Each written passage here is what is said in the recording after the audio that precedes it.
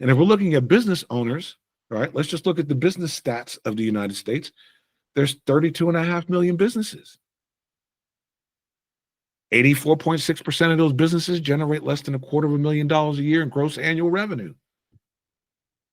That's almost 28 million businesses. So you heard another video where I said there's 28 million businesses. I was speaking specifically to the businesses that are generating less than $250,000. Okay, so these businesses that are generating less than $250,000 really don't have access to capital. Many people say, oh, I deal with SMEs. No, they don't. They did with mid-sized market companies. Those are companies that are way over the 5 and 10 million mark.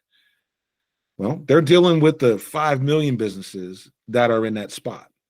They're not talking about the 28 million businesses that are not in that spot, right? The ones around the corner from you, right? They're not talking about those companies. They're talking about the bigger companies, okay?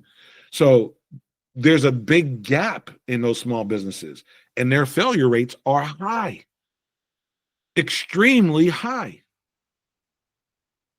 20% in 2 years, 50% by year 5, 76% by year 10. Only 24% of businesses make it past year 10. So you use that number when you're doing the calculations and you realize, okay, well, if 74% of businesses fail by year 10, and I do a loan to a small business, there's a high probability that that business is going to fail by year 10.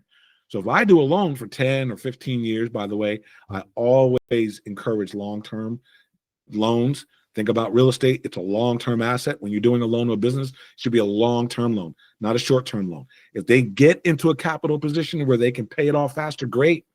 You've helped them. But if you short-term that loan to 1 year, 18 months, 2 years, 3 years, you've only increased the amount of debt that they got to pay. So that's the amount of income they got to increase in order to pay you back.